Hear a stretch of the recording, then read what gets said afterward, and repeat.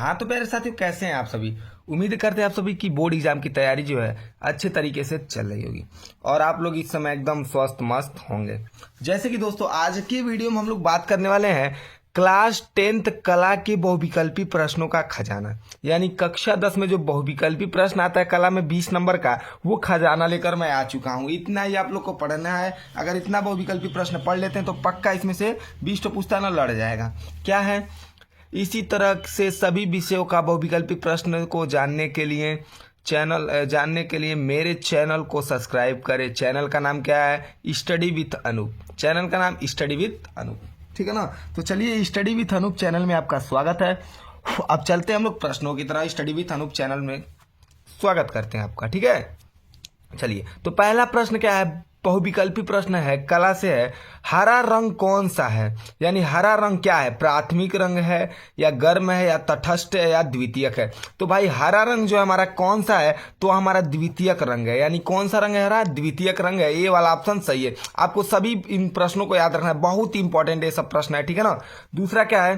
शीतल रंग कौन सा है? लाल है, पीला है, बैगनी है, हरा है। यानी पूछ रहा है शीतल रंग कौन सा है? तो शीतल रंग यानी हमारा कौन सा है? हरा है। कौन सा रंग है? हरा। शीतल कैसे रंग? जैसे देखते हैं आप लोग हरा हरा, जब पूरा मतलब सिवान में चारों तरफ हमारे क्या होती है? हरियाली रहती है, तो कैसा हमारे आंख को ठंडक महसूस होता है, इससे जानेंगे। यानी शीतल रंग कौन सा है? हरा रंग है, ठीक है ना। चलिए, तीसरा क्या है? पेस्टल रंग किस प्रकार के होते हैं? यानी जो पेस्टल रंग होते हैं वो किस प्रकार के होते हैं? ऑप्शन क्या है?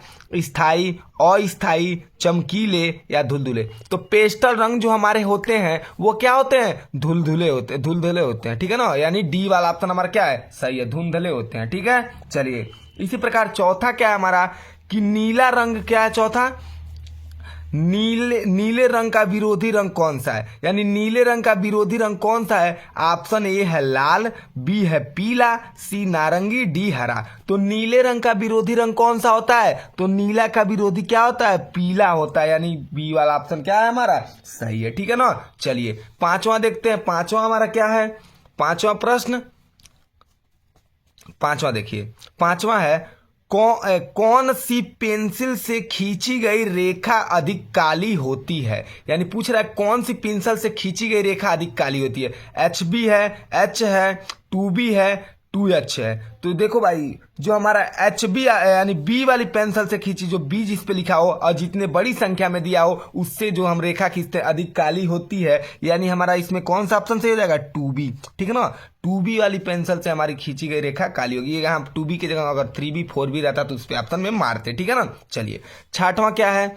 छठवां है ओष्टवाड चक्र में कितने रंग होते हैं? ये तो आपको ही पता, ओष्ट नाम से ही पता है, ओष्ट का मतलब 8। यानी ओष्टवाड चक्र में कितने रंग होते हैं? तो ऑप्शन ए है 5, बी है 6, डी है 7, सी है 7 और डी है 8। तो ओष्टवाड में कितने चक्र होते हैं? चक्र में कितने रंग होते हैं? तो 8 रंग होते हैं। यानी कौन सा ऑप्शन सही है? डी वाला ऑप्शन हमारा सही है। चलिए, सातवां प्रश्न देखते हैं हम लोग। सातवां प्रश्न हमारा क्या है?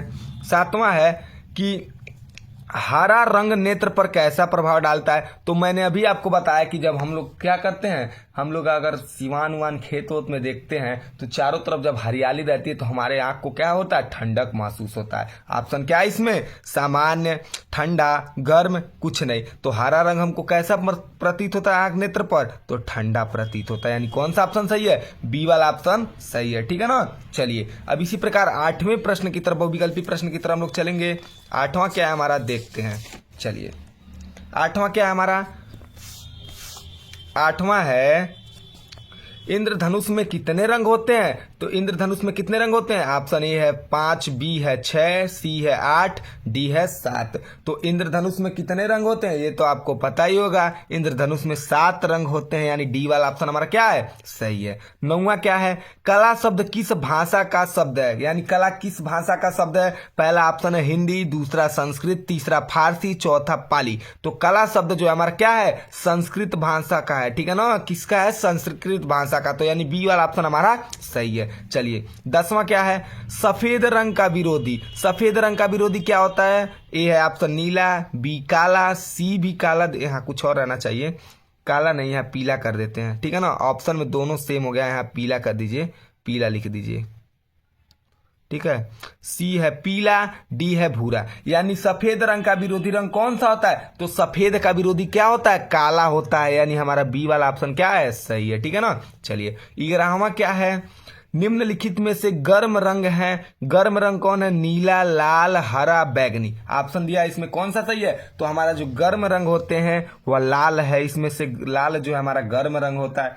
देखे होंगे जब किसी इंसान को अंदर से क्या अगर गुस्सा आता है तो गर्म होता है, तो उसका इसका मतलब खून जो है अंदर का लाल हो गया होता है। इससे आप लोग याद कर सकते हैं। यानी लाल जो होता है गर्म रंग होता है। ठीक है ना। चलिए 12वां प्रश्न क्या है हमारा? निम्नलिखित में से तटस्थ रंग कौन सा है?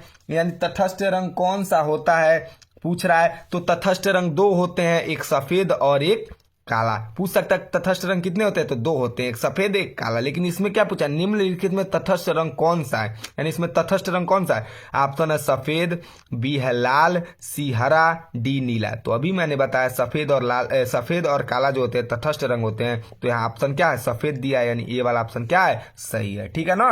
चलिए 13वां बहुविकल्पी प्रश्न हमारा क्या है? मुख्य रंग कितने हैं? यानी मुख्य रंग कितने होते हैं?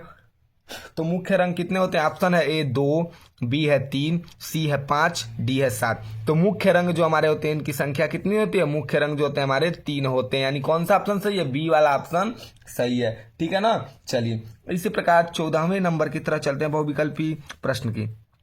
प्राथमिक रंग है। यानी प्राथमिक रंग कौन है? हरा, आसमानी, पीला या लाल, नीला, पीला या काला, सफेद और भूरा या नारंगी, धानी और आसमानी। तो हमारे जो प्राथमिक रंग होते हैं कौन से होते हैं? प्राथमिक रंग जो है हमारे लाल, नीला, पीला होते हैं। यानी बी वाला ऑप्शन हमारा क्या है? सही है। ठीक है ना। चलिए 15वां बहुविकल्पी प्रश्न देखते हैं।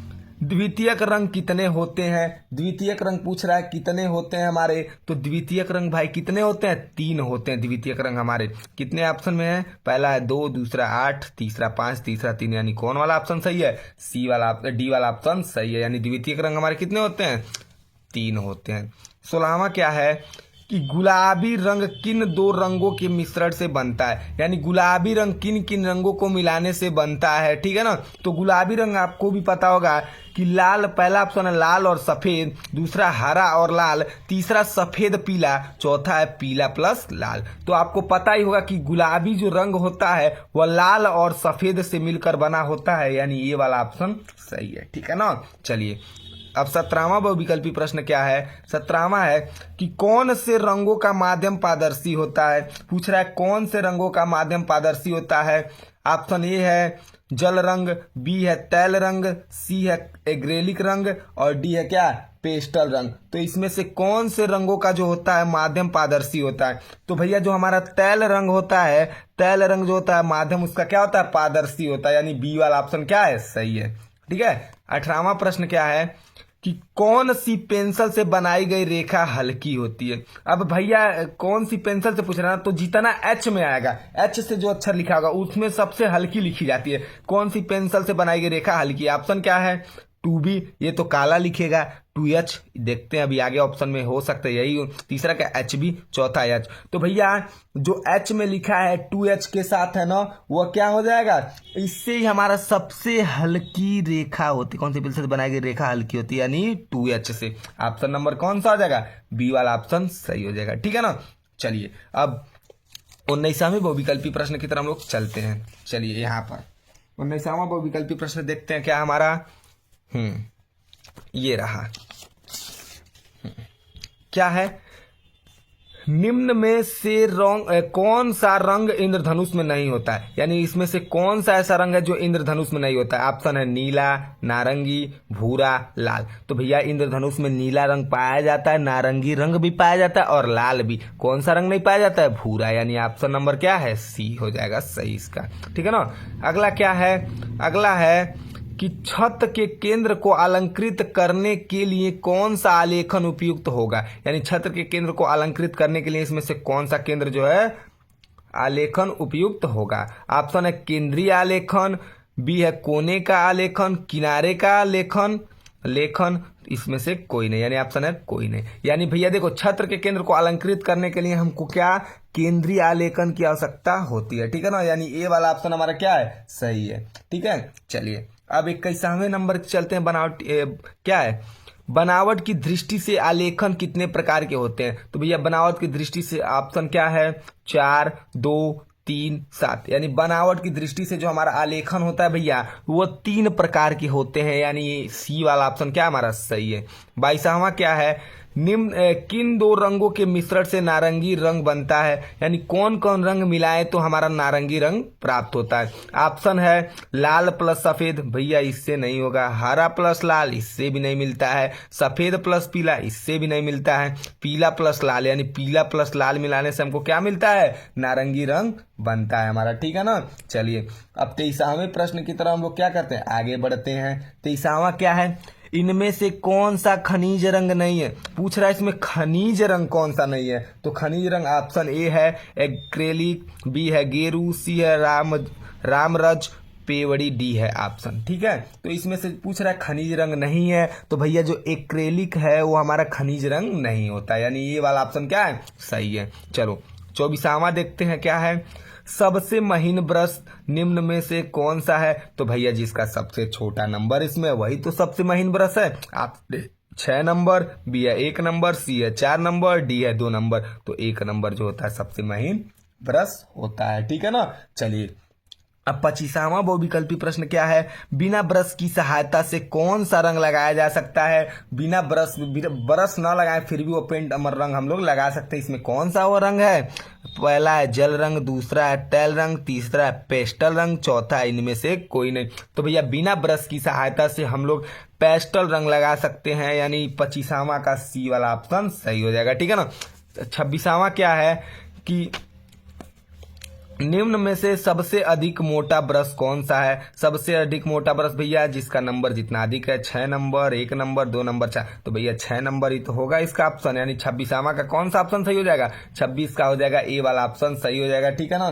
चलिए अब 27 नंबर की तरह चलते हैं। 27 नंबर की तरह 27 क्या है? कपड़े पर पेंटिंग हेतु कौन सा रंग सर्वाधिक उपयुक्त होता है? यानी कपड़े को पेंट करते समय सबसे ज्यादा कौन सा रंग उपयुक्त होता है? एक्रेलिक रंग, पेस्टल रंग, जल रंग, तैल रंग। यानी इसमें कौन सा ऐसा रंग है जो कपड़े को बनाते उसमें पेंटिंग करते समय सबसे ज्यादा यूज होता है, ठीक है ना। तो इसका क्या है भैया? जो हमारा एक्रेलिक रंग होता है, कपड़े को सर्वाधिक यूज किया जाता है पेंट करने में, यानी रंग करने में, ठीक है ना। चलिए अब 28 नंबर का क्या है? 28 नंबर का हमारा है इधर। 28 नंबर क्या है कि चित्रकला में कितने अंग माने जाते हैं? चित्रकला में कितने अंग माने जाते हैं? ऑप्शन ए है 5, ए है 4, बी है 5, सी है 6 और डी है 7। तो चित्रकला में कितने अंग माने जाते हैं भाई? चित्रकला में हमारे 6 अंग माने जाते हैं, यानी डी सी वाला ऑप्शन हमारा क्या है? सही है, ठीक है ना। चलिए इसी प्रकार 29वें नंबर के बहुविकल्पी प्रश्न की तरफ हम लोग बढ़ेंगे। 29वां बहुविकल्पी प्रश्न हमारा क्या है देखते हैं, ठीक है ना। चलिए अब 29 नंबर का बहुविकल्पी प्रश्न क्या है? सूर्य के रश्मियों में कितने रंग पाए जाते हैं? यानी पे जाते नहीं, पाए जाते हैं रहना चाहिए। सूर्य के रश्मियों में कितने रंग पाए जाते हैं? पे लिखा है, ठीक है ना, पे नहीं पाए जाते हैं। सूर्य की रश्मियों में कितने रंग पाए जाते हैं? तो सूर्य के यानी सूर्य की जो किरण होती हैं वह जब उसमें कितने रंग पाए जाते हैं इसकी बात कर रहा है। तो भाई सूर्य की हमको भी पता है कि सूर्य के किरण में कितने रंग पाए जाते हैं। ऑप्शन है 12, 18, 7, 9। तो कितने रंग? 7 रंग पाए जाते हैं, यानी हमारा सी वाला ऑप्शन क्या है? सही है, ठीक है ना। इसी प्रकार अगला क्या है कि कौन सा आकार लेखन के लिए उपयुक्त नहीं है? यानी इसमें कौन सा ऐसा आकार है जो आलेखन के लिए आकार लेखन के लिए उपयुक्त नहीं है? ऑप्शन ए है वर्ग, बी है त्रिभुज, सी है वृत्त, डी है कोण। ये नहीं है ये, ठीक है। तो इसमें भाई देखो जो हमारा कोण होता है, कोण, ये हमारा लेखन के लिए उपयुक्त नहीं होता, यानी डी वाला ऑप्शन हमारा क्या है? सही है, ठीक है ना। इसी प्रकार अगला है 31 नंबर का, क्या सरल रेखा लयात्मक होती है? सरल रेखा जो होती है लयात्मक होती है? तो ऑप्शन ए है हाँ, बी है नहीं, सी है कह नहीं सकते, डी इनमें से कोई नहीं। तो भैया जो हमारा सरल रेखा होता है वह लयात्मक नहीं होता है, यानी हमारा डी वाला ऑप्शन क्या है? सही है। तो देखो भाई हम लोग 31 बहुविकल्पी प्रश्न को जान चुके हैं जो कि किससे? चित्रकला से। बहुत ही इंपॉर्टेंट है 31 बहुविकल्पी भाई, बहुत ही इंपॉर्टेंट है, ठीक है ना। इससे आपको बोर्ड एग्जाम में 100% का देखने को मिलेगा बहुविकल्पी प्रश्न चित्रकला के पेपर के दिन, ठीक है ना। चलो आगे देखो भाई यदि क्या है, यदि आपको हिंदी, साइंस, मैथ के विषय को लेकर किसी भी प्रकार का डाउट हो तो हमसे जरूर शेयर करें। अत्यधिक जानकारी के लिए भाई नंबर तो हमारा यहाँ पर पड़ा ही है 63 93 97 93 47। आगे क्या है, जय माँ Saraswati study with Anoop channel का नाम है भैया। तो आप लोग को भाई, आप लोग के लिए इतना मेहनत किया जा रहा है तो कम से कम भाई आप लोग का फर्ज बनता है कि वीडियो को लाइक, भाई लाइक हो गया, कमेंट हो गया, COMMENT, लाइक कमेंट हो गया भाई, शेयर कर दिया करिए भाई वीडियो को आप लोग, और सब्सक्राइब तो भाई कहना ही नहीं है, अब सब्सक्राइब वीडियो को करिए तभी ना भाई, इतना मेहनत किया जा रहा है आप लोग के लिए। अगर आप लोग लाइक कमेंट शेयर सब्सक्राइब नहीं करेंगे तो हम लोग को क्या महत्व रह जाएगा इसमें वीडियो को बनाने में और आप लोग तक पहुंचाने में। तो कम से कम भाई लाइक शेयर कमेंट कीजिए, ठीक है ना। तो चलिए ठीक है, उम्मीद करते हैं आप लोग को ये बहुविकल्पी प्रश्न अच्छे तरीके से समझ आया होगा। अब जब अगले वीडियो में आएंगे तो कुछ और इंपॉर्टेंट प्रश्नों को लेकर आएंगे हम लोग, ठीक है ना। तब तक के लिए भाई इस वीडियो में जय हिंद जय भारत।